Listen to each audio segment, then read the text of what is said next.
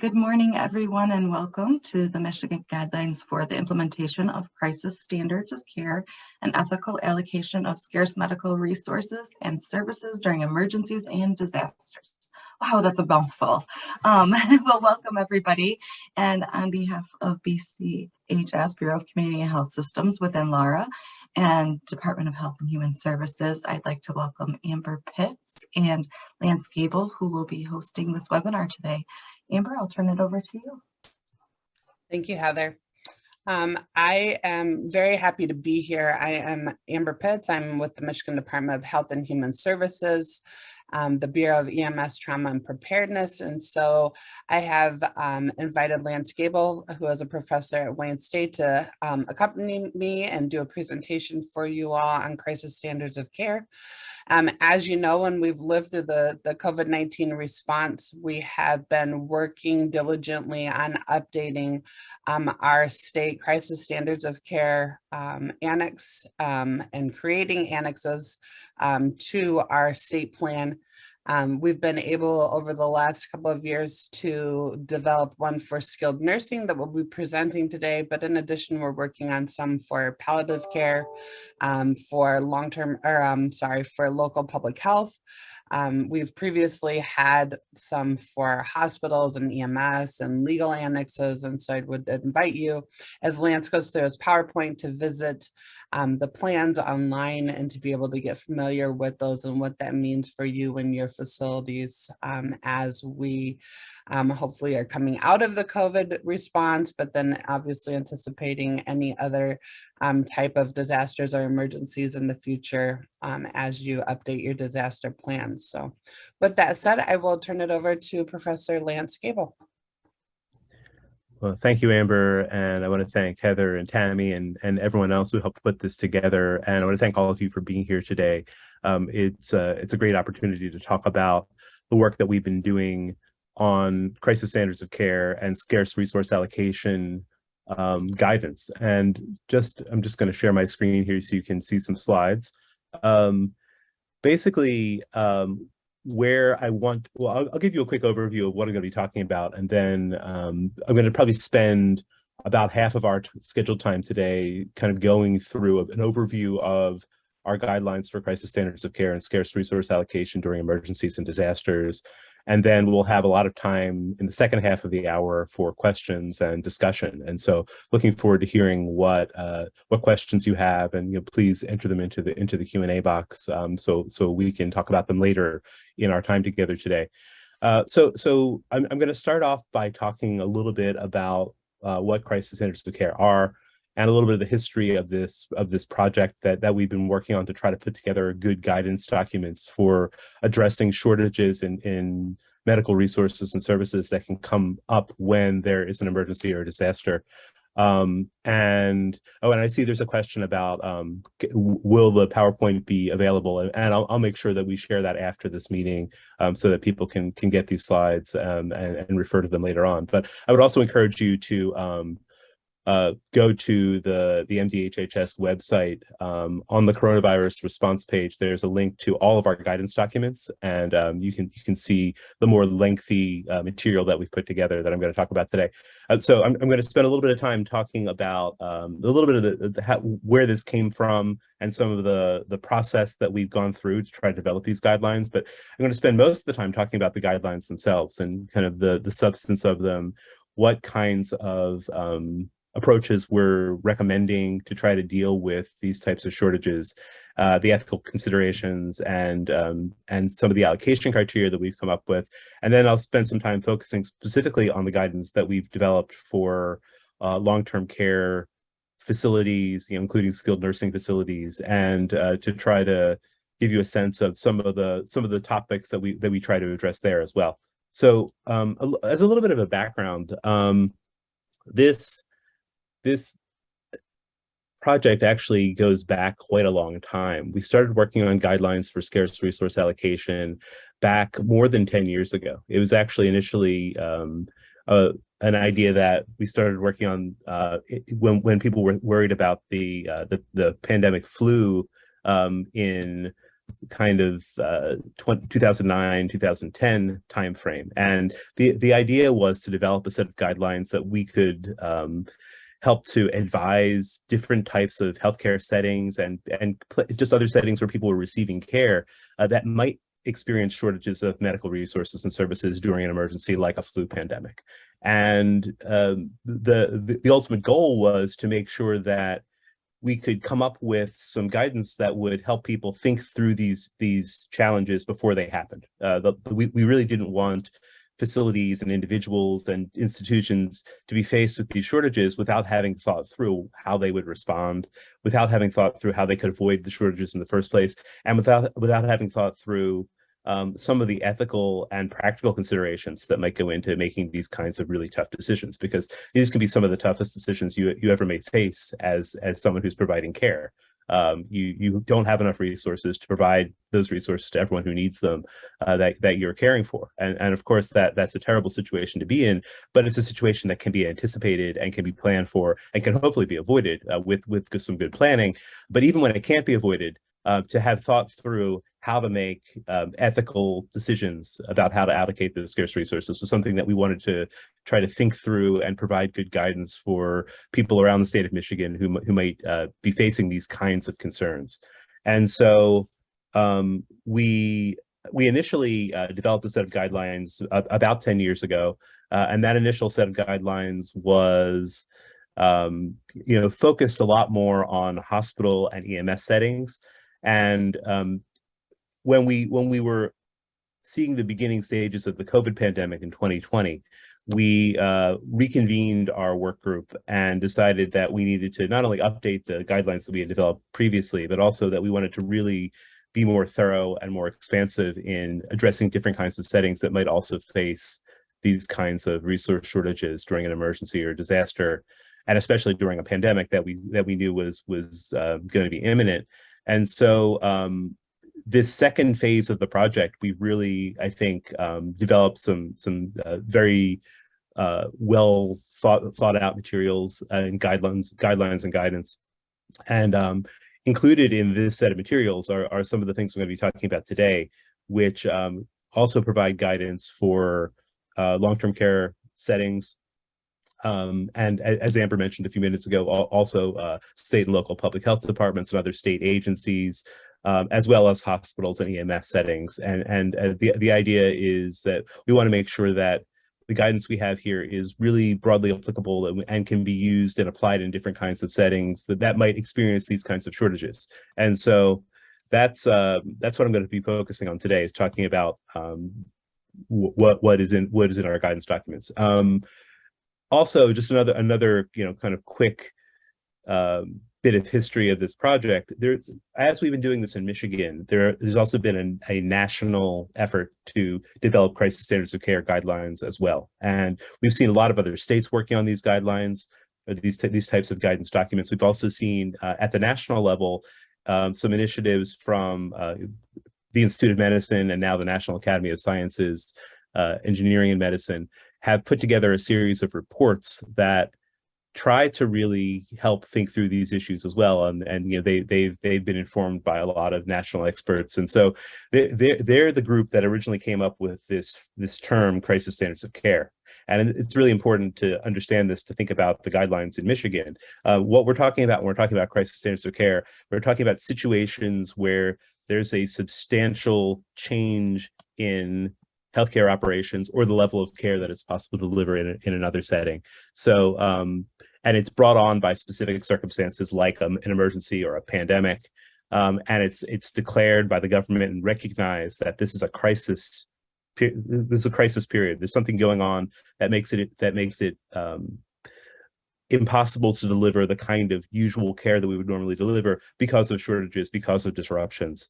And so this is not a run-of-the-mill everyday type of shortage where a supplier of a particular item runs out and is backlogged on their inventory. We're talking about a sustained, sometimes sustained, but often a sudden loss of access to some kind of critical function that would be needed to provide care. And it might be the supplies themselves, medicines or other supplies. It might be personnel. It might be people are not available because of any of a variety of reasons related to that crisis. It could be that the spaces where people receive care are damaged or destroyed or unusable for some reason. And so any of these kinds of situations can give rise to a crisis standard of care. This national group also released a number of reports, which for those of you that are really interested in this topic, you can go and look at some of their work. But probably the most comprehensive is one they released in 2012, which is called the Systems Framework, and actually it's 7 volumes, and it's really extensive and goes into a lot of detail about trying to address these issues. These national reports were very helpful in our work as well.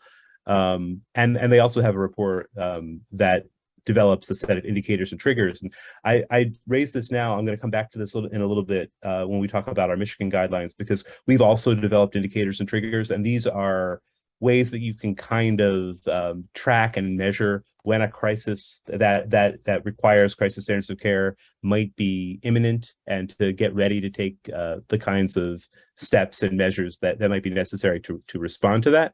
The trigger might be the point at which those measures are implemented. And we've developed indicators and triggers specifically for long-term care settings that might be useful to a lot of you as you're thinking through these issues.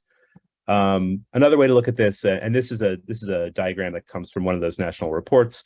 When we think about crisis standards of care, a lot of things have to come together to address these kinds of challenges, right? So we need to not only be thinking about ethical considerations and practical implementation and how to provide care under these trying circumstances, but also what is the legal environment, what laws are still applicable, what laws might have changed. I'm a lawyer by training, as well as someone who has a background in public health, and so always keeping an eye on what sort of legal requirements might be relevant to situations like this, and our guidelines address that as well.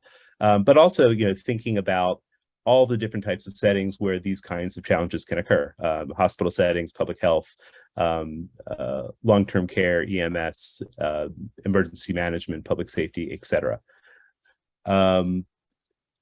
Another set of terms that I'm going to refer to today are looking at different levels of capacity. When we're talking about crisis standards of care, we're talking about a crisis capacity situation where the spaces and staff and supplies that are available are not sufficient to be able to provide the level of care that is normally provided in any particular setting. And we can contrast that with conventional capacity, which is sort of the normal situation. We have normal levels of staff and space and supplies. And there's also kind of a middle category of contingency where, because of an emerging crisis or maybe a short-term disruption that occurs, maybe there need to be some adaptive measures taken to provide the same level of care, to provide a functionally equivalent level of care, but things might have to be done a little bit differently than normal, but that care can still be provided. And so differentiating between these levels is important, because it also helps try to sort through what the right steps might be to respond. And so I've already mentioned different kinds of shortages in space, staff, and supplies are all kind of unique. They all present unique types of challenges.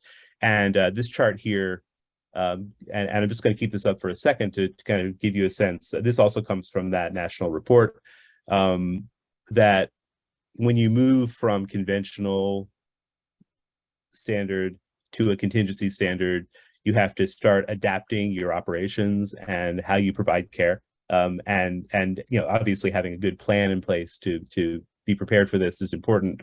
And then when you get to the crisis level, this is the point where the hardest decisions need to be made, because there truly won't be enough of these resources to provide everything that people need for their care. And so one of the things that our guidance tries to address is, when you're in that crisis situation, which is the hardest situation, how do you make good decisions? How do you make ethical decisions that are consistent with good ethical guidance? And I'm going to get into that in just a minute. So, and I should also mention that this is this is something that is variable over time, depending on the circumstances. It's going to be very dependent on circumstances. Different types of resources might be scarce. They might be scarce for a short period of time. They might be scarce for a very long period of time, as we've seen during the COVID pandemic, where some kinds of resources, particularly staff, in many settings have been really scarce and hard to come by, and it's really caused some serious problems in trying to continue to provide care when there aren't enough people who are trained professionals to be able to provide that care. Okay, so I'm going to move into the substance of the guidelines now, and I just see there's a question. Let me see here. So the question is, how do we know when the guidelines are being used and by how many healthcare settings? Because there's not an implementation requirement nor a requirement to notify the state if they're being used. Okay, so that's I am going to come back to that question. It's a good question, so I'm just going to put that to the side for the moment, but I promise to come back and answer that in a little while. Okay, so in our Michigan guidelines, we basically structure them in the following way. We have a general set of ethical guidelines that is kind of our foundation document that applies kind of across the board to all of the different settings that might experience shortages of resources. And after I'm going to spend a few minutes going through that general guidance document and some of the principles and ethical criteria that we talk about. And then after that general set of guidelines, we have specific attachments, specific annexes that talk about different settings. And so once we get to that part, I'll talk about the guidance that we've developed that's specific to long-term care settings, be applicable to skilled nursing facilities and other kinds of long-term care settings. So the guidelines themselves are premised on a number of kind of underlying assumptions. We're talking about these guidelines being applicable to emergency and disaster situations that can lead to scarcity of medical resources and services, and the kinds of unique challenges that are created by those scarcity situations during emergencies. We acknowledge that these are things that we can anticipate. And we can anticipate different kinds of shortages for different durations and of different types, and so that allows us to plan for these situations. But there's also an ethical duty to do so, right? So emergency planners in institutions across the state in all of these different settings do have an ethical duty to plan, to provide guidance, to make these kinds of decisions for these situations that we can anticipate can happen. And we've seen in our own personal experience over the last 2.5 years that sometimes these situations do happen. We also presume that these guidelines are being used in situations where crisis standards of care apply. And so not, again, for the ordinary everyday temporary shortage of a particular resource, but in a really serious situation where you really can't provide the care that you need to provide, and there aren't alternatives to substitute. Although a lot of the guidance does also talk about ways that you can try to work around these shortages to provide close to, if not fully equivalent care, even when there's shortages even when the shortages are occurring. We also note that and this is something I've already mentioned, but that these are broadly applicable. We want these guidelines to be useful in lots of different kinds of situations, applicable to different levels of government, agencies, to people in the private and nonprofit sectors, as well as in the government, across different kinds of resources that might become scarce. And we also take an approach where we explicitly acknowledge that there are different kinds of considerations that apply when you're thinking about things through the lens of individual health, what an individual might expect in a healthcare setting or in any other kind of care setting, and also the considerations of population health, right? How are these shortages, and how are the decisions that are being made, even on an individual basis, how can that affect the population health response to a major emergency or disaster? And so we try to consider both individual health and population health in our guidelines. And this is a very important point that I always need to make, which is that when you're implementing these guidelines or any decisions that you're making, you still need to comply with all relevant federal, state, and local laws. Okay, so the framework is as follows. We have three overarching goals that we talk about in our guidelines, and they're listed here on the slide. They are, and these are not in any level of importance. They're all equally important. Minimizing morbidity, mortality, and suffering. This, of course, this goal is focused on making sure that decisions are being made in a way that does lead to a reduction, hopefully the greatest reduction that can be achieved reasonably under the circumstances, in death, in illness, and in suffering. And obviously this is challenging because, assessing this in a time of crisis can be challenging. Trying to think, this is where some of that big picture thinking comes in terms of population level. If we're trying to minimize morbidity, mortality, and suffering across the state, and trying to allocate our resources in a careful way, in an ethical way to achieve that, that can be a challenging endeavor. But of course, using science-based criteria, making allocation decisions based on prognosis, which I'll talk about a little bit more in a minute, are some techniques that can be used to try to achieve this goal. Our second overarching goal is sustaining a functioning society, and there are really two components to this. The first component is making sure that essential functions in our society continue to operate and allow society to continue to function. And that might involve giving access to scarce resources to certain people with certain skill sets that are essential to our continuing societal functioning. That might be people in our healthcare system. That might be people who are engaged in important emergency response efforts or public safety efforts. It might be people who are involved in critical infrastructure. So that's one component. The other component of sustaining a functioning society is sustaining trust, making sure that people who are being we're all being faced with these shortages, that when decisions are being made about how to allocate scarce resources, they're being made in a way that's transparent, that there's accountability for people making the decisions, so that they and there's clarity in how the decisions are being made, so that people maintain trust. And if you lose that trust, that can also undermine the cohesion of our society. And so we want to make sure we try to pursue that goal as well. And then our third overarching goal is ensuring equity. We know from a lot of experience that resource allocation is already inequitable in our society. Some people have greater access to resources than others.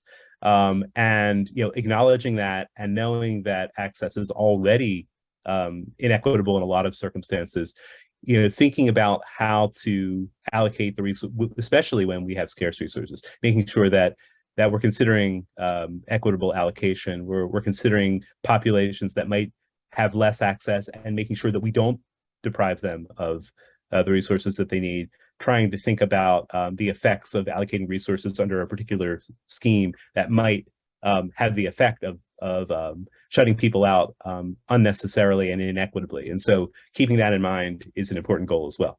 So our committee spent a lot of time talking about allocation criteria. We considered a lot of different ethical considerations.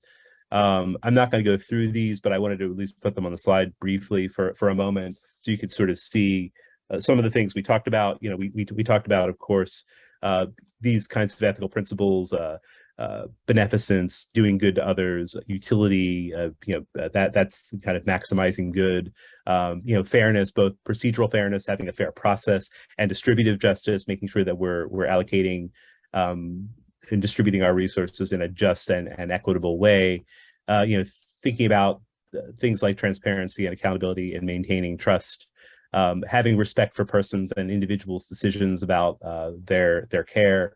Also having considerations of how much we factor in considerations like reciprocity. Someone who has given a lot, do they receive a higher priority in return? If you've been if you've been active in the response, for example, does that give you higher priority? We considered things like that, and also stewarding the resources in an effective way so they're not all used up instantly, leading to a worse result in the long run, those kinds of considerations. And so it's obviously a very complicated set of factors layered on top of all the practical considerations that care providers are needing to consider.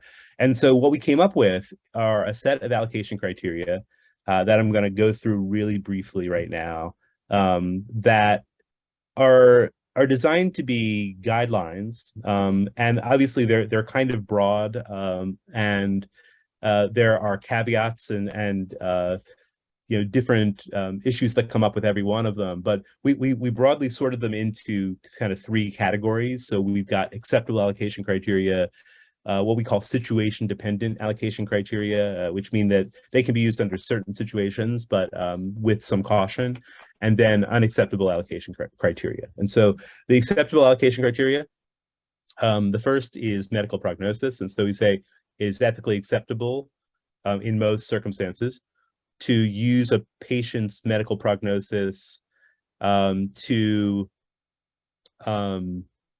allocate a scarce resource. And so looking at factors like the medical condition of the patient, the likelihood of a positive response if they receive the scarce resource, the relative risk of not treating that patient or treating them with an alternative type of treatment, and other kinds of factors that might indicate a person can survive to kind of a fixed point. If we're talking about a hospital setting, it might be to hospital discharge. The challenge with prognosis, of course, is that one thing that we're not saying here is that you automatically treat the worst off first, because we're talking about survivability. And so it might make sense, and it might be ethically appropriate to, if you have a set of scarce resources, to say that people who are likely to die anyway, even if they receive the resource, might not have priority over people who are likely to survive. And so that's one consideration. The other consideration here is that we make very clear in the guidance that prognosis is, we're talking about short-term prognosis. We don't want any kind of assessment of someone's long-term prognosis to go into allocating a scarce resource. So if someone has a chronic health condition or a disability that might shorten their lifespan in the longer term, that shouldn't be a relevant factor in immediate allocation of resources to help them survive in the short term, because that kind of policy would kind of inherently deprioritize people with those conditions, and that is ethically problematic. And so we talk about that in more detail in the report. Our second category under yes, go ahead. Quick question. We have a question of, what does proportionality mean in this context? Oh, in on the previous slide, when under the ethical considerations, proportionality could be looking at allocating resources proportionally to potentially to different segments, different institutions across the state, or there's also the ethical, it's actually kind of used in two ways. So it could be proportionality in sort of a allocation scheme sense. How do we allocate proportionally to different settings to make sure that everyone has a proportional amount? Proportionality can also mean in the ethical context that there is some kind of, it's kind of connected to reciprocity. There's kind of a proportional amount that you get based on what other factors that might go into determining your kind of contribution. And so, a person who has, volunteered and worked really hard to help people might receive a slightly higher priority. And again, we actually ultimately didn't really accept that as a criteria that was workable. And so that's not in our actual allocation criteria, but that was one of the ethical considerations that we talked about, was whether either a proportional or a reciprocity approach might make sense. Neither of those are actually explicitly built into our allocation criteria, though. Great, thank you. Sure. So our second category under acceptable allocation criteria is supporting critical infrastructure. And this goes back to that idea of sustaining societal functioning I was talking about a few minutes ago. So you have one category that might be an acceptable way to allocate scarce resources would be to allocate some of those resources to make sure that workers that are performing essential functions have access and can continue to perform those essential functions. And so who might this include? It's going to vary with the circumstances. And these are broad categories, and everyone who fits into these categories might not automatically qualify. It might depend on the circumstances. And again, because this is not being done through some kind of very rigid implementation. So we're not saying you must only provide resources to people in these categories. What we're saying is these are examples of the kinds of categories that might be ethically appropriate to prioritize because of the important roles that they play. And so that might include healthcare workers who are directly treating patients affected by the emergency or disaster, or maybe even more broadly than that. Maybe it's people who are treating patients that are experiencing, life-threatening circumstances. And so that could include doctors and nurses and behavioral and mental health professionals. It could include a lot of people who work in long-term care settings who are essential to continue to provide care to residents in those settings who need care. It could include personnel who are actually responding to the emergency. It depends on kind of what emergency we're talking about. But it could include people who are experts in have expertise in public health, first responders. It could include other public safety personnel, police, fire, military, for example. And also, really importantly, people who are involved in critical infrastructure. And so, making sure we have a functioning energy grid, that our telecommunications are working, that there's access to the food supply, sanitation workers, and others. And so there are a lot of people, and so this is not an exhaustive list, and there might be other categories of people who we might conclude are essential. But again, this is a complicated conversation. We had a lot of discussion about this, and this is just a set of illustrative categories here. And so again, we've concluded that, and the guidelines say that it can be ethically appropriate to provide priority access to scarce resources to people who meet that criteria. Okay, now we get into our situation-dependent allocation criteria. And as I said before, these are criteria that can be used in certain circumstances, but there are some concerns about using them as kind of a first line method to allocate scarce resources. And so one of the approaches we talked about here is using a lottery. So a lottery, depending on how it's structured, would just kind of give everyone who's eligible an equal chance at getting the scarce resource. And so, this can be fair and random, and can be ethically appropriate for those reasons. It's not always going to be conducive to minimizing morbidity, mortality, and it also it doesn't necessarily advance equity or some of the other goals that we're trying to achieve. Also, depending on how it's administered, it could be administered poorly and manipulated. There's some concerns about that.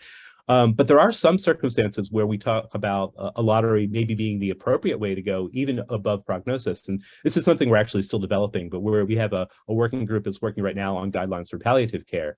And one of the things that we're discussing in that group is whether to recommend that a lottery system might be appropriate for allocating pain medication, as opposed to using a tool like prognosis, because a person who is about to die and is in great pain is experiencing the same level of pain as someone who isn't. And so again, I don't want to get into that now, but there might be some circumstances where a lottery might be an appropriate tool. Also, a lottery might be appropriate as sort of a tiebreaker between equally situated people who all have the same prognosis, and there might be a need to differentiate because there's not enough even to give to those subset of people. Our next category here is the approach of first come, first served. And of course, first come, first served is an approach that's often used in healthcare settings. Someone arrives and needs care, especially if they need kind of urgent emergency care. They're treated as soon as they arrive, and they're brought to a stable health condition if possible. It's easy to administer. You just treat people as they show up. The problem with first come, first served from an ethical perspective is that it's not truly a fair system, because it does advantage people who have existing built-in advantages, access to transportation, access to information, the ability to get to the treatment facility in the first place. And so we don't recommend that, again, as a first line way of allocating a scarce resource, but rather as a potential secondary approach that could be used under certain circumstances with appropriate consideration. The third category we have here under situation dependent is using age, and this is probably one of the most controversial discussions we've had on our committee over the years in thinking about this. There were some who advocated for the idea that age could be a tiebreaker. If you have two people who have equal prognosis, equal need of a scarce resource, and one is a very old person and one is a very young person, the idea would be that you would prioritize the younger person because they have more years of their life ahead to live, that they have something known as the fair innings approach, that you prioritize younger people because they haven't yet lived through all the stages of life that older people have. There are some problems with this ethically, though, and also legally. One problem is that using this, maybe the example of the very old person and the very young person might be an easy call for a lot of people. But when you're talking about people who are not disparate in age, using age as a sorting factor doesn't really seem as fair. So prioritizing, a 34-year-old over a 35-year-old doesn't really necessarily make a whole lot of difference in terms of their longevity or some of those other kinds of considerations. The other problem is that that there actually are laws that prohibit age discrimination, and they would probably be violated depending on how this was approached. And so, age is something that on an individual basis we say is inappropriate to use. We do, though, have a caveat where we say it might be ethically appropriate to use age categories in a population level policymaking sense in allocating scarce resources. So, for example, you have a new vaccine that's just become available. From demographic data and epidemiological data that older people are more at risk for the more serious complications of the disease. And as we saw with COVID-19, deciding to allocate your scarce vaccine that's just become available that you don't have enough of for everyone yet to the older population first, because they're at higher risk, generally speaking, is an appropriate way to use age as a sorting criterion for a scarce resource. Okay, and so then we get into our third category here, unacceptable allocation criteria. And here we try to make very clear that there are a lot of factors that are inappropriate to use in allocating a scarce resource. And so any kind of underlying social characteristic, demographic factor that's identified on this list, although this is not necessarily an exhaustive list, should not be used in determining that one individual should get a scarce resource over another. And so I'm going to read these out because they're probably small on the slide on your screen. So we include on this list age, color, criminal history, disability, ethnicity, familial status, gender identity, height, homelessness, immigration status, incarceration status, marital status, mental illness, national origin, poverty, race, religion, sex, sexual orientation, socioeconomic status, substance use disorder, use of government resources, veteran status, or weight. And so, these factors, it's a long list, and this list it was derived from one of the executive orders that that Governor Whitmer enacted during the COVID pandemic to avoid discrimination in healthcare settings. But the idea here is that any of this broad list of characteristics that are inappropriate to use in distinguishing between one person and another in receiving a scarce resource. Now, there is one, again, population level caveat that I'll make here, which is that much like we were talking about with age in the previous slide, there might be some circumstances where when you're making allocation decisions at the population level, that it could be appropriate to factor in some of these characteristics in trying to achieve a more equitable distribution of resources statewide. And so, for example, using a tool like the CDC's social vulnerability index, which can indicate that certain communities are more likely to experience more severe health consequences from a pandemic, for example, and allocating resources to target greater access in those communities might be an appropriate use of, and some of the social characteristics on this list might go into that calculation based on that tool. That might be an appropriate use at a population level, but never on an individual level in making these kinds of decisions. And then finally, we say that you should not use any kind of measurement of a person's social worth to distinguish between people in their priority to receive a scarce resource. And so someone's job status, their level of training or education, their social standing, however that's perceived, their relationships. So the fact that you're friends with the chief resident of the hospital or the administrator of the skilled nursing facility, that should not make a difference in your access to a scarce resource. Any of those kinds of factors are ethically inappropriate to use as well. And there's a limited exception here, which we mentioned earlier, which is that there are certain essential personnel that, because of their unique training and the essential nature of the skills they provide, might ethically receive a scarce resource. So those are our criteria. And it took me maybe a little bit longer than I expected. Let me quickly shift and talk about some of the specific guidance for long-term care facilities. And so we have a discussion in our guidelines also of ways to try to avoid scarcity in the first place, and some discussions about process and transparency. And there's a discussion of consistency, trying to achieve similar approaches statewide. Even though these are guidelines that are not legally binding, we're hoping that they will lead to not only kind of consistent approaches across the state, but also some level of coordination between different institutions, so that they're using the same strategies and approaches, so that there are not wide differences in how this is done statewide. Also, ensuring that there's kind of a consistent review and reassessment of the need for having crisis standards of care in the first place, and also to try to improve the procedures as they've been needed and implemented. Also a note about decision making. We say that we recommend that if it's possible structurally within an institution, that the person making the decision about allocating a resource to a specific individual not be the person who's directly treating that individual. So, for example, we don't want people who are kind of the direct care providers for a particular set of patients to have to pick among their patients which one gets the scarce resource. That should be done, if possible, by an ethical review committee that's one step removed, that can assess the situation, but not put that burden on the individual care provider. Okay, so I'm going to focus for a couple of minutes on our specific guidance for long-term care facilities. And we developed this guidance and tried to apply the guidelines I was just talking about to long-term care settings, to try to talk about some of the issues that might arise that are specific to long-term care settings. We talk about the fact that there are a wide range of long-term care facilities. And we tried to design the guidance to apply to a lot of different types of facilities.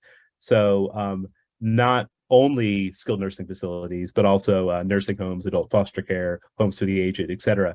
But of course, in each setting, there's going to be a different set of challenges. But because long-term care facilities play such an important role in providing care and are integral to our healthcare system and being able to provide care to people in the community, that the shortages that occur in these facilities are unavoidably connected to other systems of care, including what's going on in the hospital system, what's going on with EMS. And so all of the shortages can be interconnected and need to be, so there has to be good coordination between the systems as well. We talked already about the fact that the kinds of shortages that can occur might vary according to circumstance, but of course, a lot of the most challenging shortages are going to be connected to personnel. Having enough people to actually care for residents in long-term care facilities. We also discuss in the guidance that they're going to be kind of unavoidable challenges in coordination, which I mentioned a minute ago, but also that in developing these protocols, taking into account the kinds of scenarios that might occur is important, but also taking into account how those decisions are going to affect the allocation of resources across the community. Trying to adapt protocols that involve the minimum modifications necessary is also an important consideration. And so we give some guidance that focuses on a number of different areas. There's a section in the document that talks about legal compliance, and so we talk about the fact that, you know, depending on the kind of facility you're in. So if you're in a skilled nursing facility, there are specific regulations that are in place at the state level and at the federal level that you need to comply with, even when you're faced with a scarcity of resources.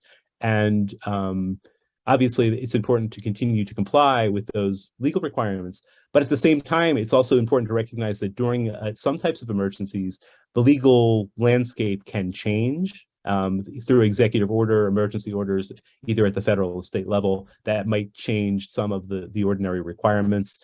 In some cases, it might change things like staffing requirements or standards of care, might be kind of explicitly changed through emergency declarations or executive orders.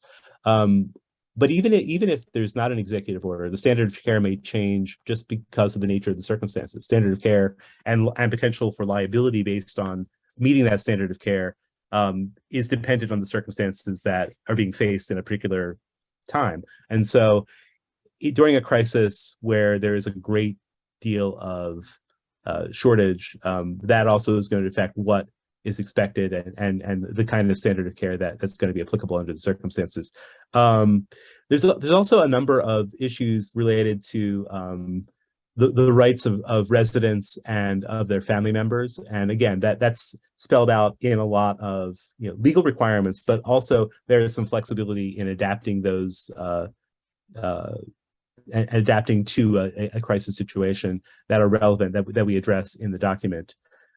We talk about issues of advanced care planning. So the fact that many residents may have advanced care planning documents, living wills and powers of attorney that are relevant to continuing to allow them to receive care, even if they're no longer able to articulate their own decisions.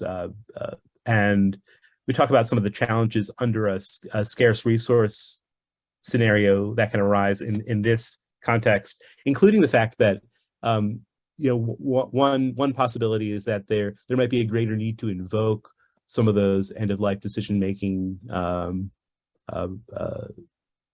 protocols during a situation where there's a scarcity of resources. Also, the fact that if a person has designated, say, a family member as their designated decision maker, even finding those surrogates during a crisis situation might be harder because of other kinds of disruptions that are going on. And so trying to plan for those types of situations is an important component of trying to address scarce resources and their consequences. We also address visitation policies. Even though there are legal provisions that talk about continuing to allow access to residents by their family members and other caregivers.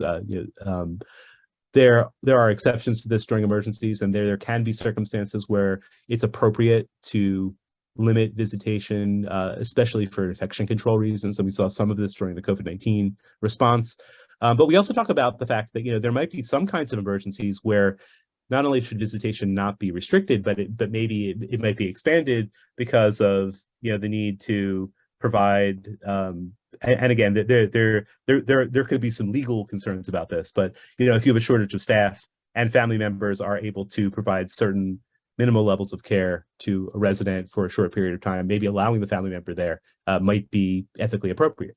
We also talk about the fact that there are lots of issues related to transportation and transferring in and out of a facility, potentially even evacuation of a facility that can occur in a natural disaster type of emergency where maybe the facility is partially destroyed or there's a lack of electricity for an extended period of time. There are lots of scenarios where different kinds of adaptations might be required and might lead to the need to make some of these scarce resource allocation decisions.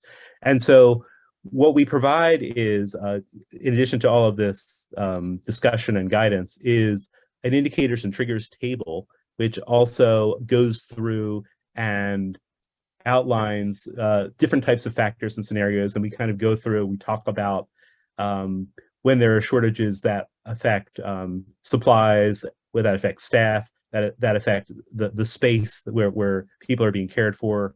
Also, other kinds of scenarios that can occur. And we try to give some indicators and triggers that might help determine when a facility might need to move from their conventional to a contingency to a crisis setting. And so I'm going to stop there because I see there are a bunch of questions. I want to make sure I have time to get to them before we have our time run out on us. So I'm going to go through and quickly look at the question box. Also, if you have other questions, please enter now. One of my questions is about comorbidities, and they're not on the list. Is there any chance those might be added at some point? Comorbidities on which list? On the list presented for factors being considered for scarce resources. A lot of long-term care residents have comorbidities. Yeah, so while comorbidities are not specifically listed, I think comorbidities are going to be factors that are included in assessments of prognosis, most likely. Although, to go back to one of the points I was making earlier, we do make clear in our guidelines that to the extent that the comorbidities don't affect the immediate prognosis of the patient, that shouldn't be a negative factor against their receiving the scarce resource. So what we try to avoid happening in the way that we frame the guidelines is having a person who has, say, a comorbidity that might be a long-term health consequence, but is not necessarily going to affect their immediate prognosis. We don't want that person to be at the back of the line just because they have a comorbidity inherently, right? And so it's only if it affects their immediate prognosis. And so what we don't want, and there would be ethical problems with saying, oh, well, the people who have comorbidities, they're last in line automatically. That shouldn't be the case. It should be, who for the immediate prognosis of all the people we're caring for, how do we make sure that we can provide care to those people in the best way that we can, based on their immediate prognosis in the short term, not in the longer term. So I don't know if that answers the question, but we did talk a lot about some different types of comorbidities. Now, obviously, there might be some circumstances where even just because of the limited nature of the resources, that you still can't provide resources to everyone. I would say in that point, you might want to go to one of those secondary approaches, like a lottery or some other factor, some other approach that might sort through the scarce resources and try to allocate them in a fair way.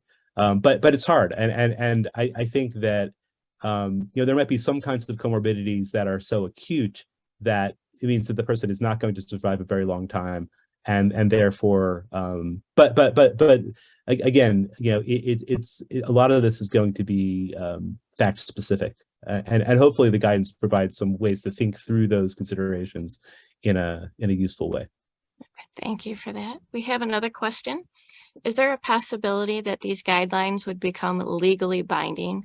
It seems that unless there's an opportunity to hold accountability, there could be an abuse of distribution of resources. Okay, yeah, that's a really good question.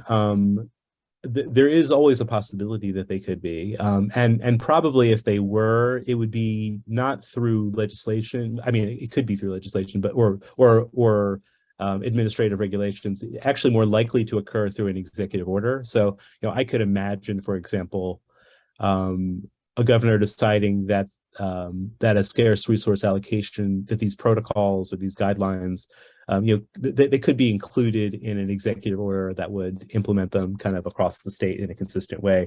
That hasn't happened. I don't know if that will happen, but that certainly could happen. I do think that the concern about inconsistency or people not necessarily following the the guidance, but instead kind of just doing their own thing and allocating resources as they see fit.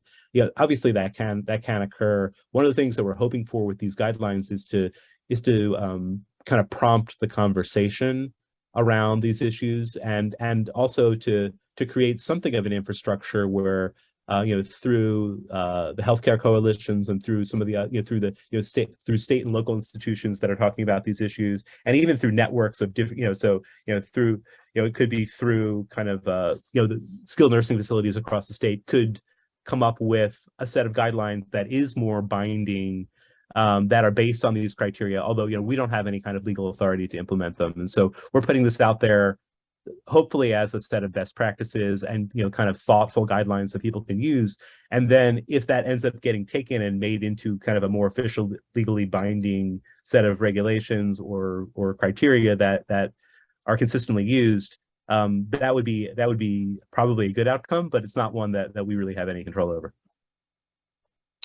I am not seeing any other questions at this time. If anybody has any questions, please go ahead and put them in the Q&A. Yeah, I think we have a couple more minutes. If there aren't any other questions, I can kind of wrap things up just by saying that we have, I've just kind of scratched the surface on these issues today, and we have a lot of materials that are available that really go into this in depth. I would really encourage all of you to take a look at the guidelines. And they're available on the Michigan.gov website under the coronavirus tab right now. Eventually they will be moved to their kind of own separate webpage once the pandemic is hopefully in our rearview mirror. We're not quite there yet, unfortunately. Okay, wait, I see there's another question. Hold on here. Okay, so with regard to staffing shortages, okay, long-term care facilities have started to reduce their bed capacities. And so the question is about regional planning to try to expand access and also to help with difficulty finding staff.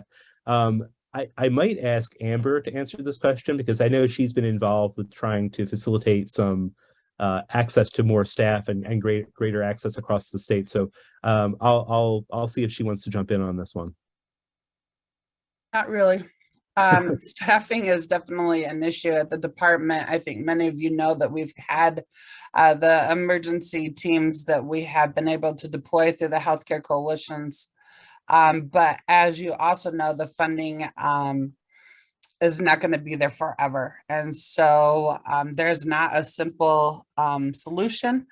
There's no silver bullet. At the end of the day, we are struggling in healthcare across the board, from EMTs through skilled nursing to hospitals. And so as we know with the traveling nurses, people are kind of jumping ship and moving around wherever the money is at. So I don't know that there is really a solid answer on the staffing, to be honest. I mean, we need more kids going to school for the medical field, and we need incentives, and I can get off my soapbox, but I think that we're in it for the long haul, and I think that there's going to be a shortage and kind of a fallout from the COVID-19 response for many, many years to come, unfortunately. So I think the best thing to do is probably to work with your healthcare coalitions to have discussions with the hospitals, with the skilled nursing facilities. I know there's some situations in the UP right now that they're, and across the board, right, across the nation, of many people being in a waiting queue to be discharged to skilled nursing facilities. And so how can you leverage that locally to, I guess, soften the blow as to where these patients need to go, long term? I think the key to it, honestly, is the communication and to work with the partners within your local jurisdictions to try and come up with some solutions. Okay, thank you. I see we have a couple more questions. I know we're at 10 o'clock now. Is it okay for us to continue? If it is, I'm happy to stay on and keep answering questions. Sure, we can stay on for a couple more minutes. Okay. So, okay, so the next question I see here is how do you address equity concerns of using comorbidities? That's an important question, and one of the things that we tried to do in the guidelines is to be very clear that when prognosis is being used to allocate resources, and I know I've said this a couple of times already, but that we're focused on short-term prognosis. And part of that was to avoid comorbidities that might affect the long-term health from being used as a sorting factor in allocating scarce resources, because that would have some very inequitable consequences. It would essentially deprioritize people with chronic illness, with disability, with other kinds of comorbidities, and kind of put them inherently in a category of less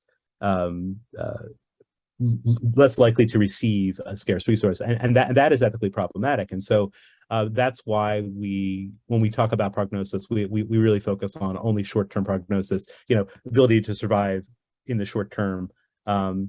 It's easier to assess it, I think, in the hospital setting where you're talking about, will this person survive to hospital discharge?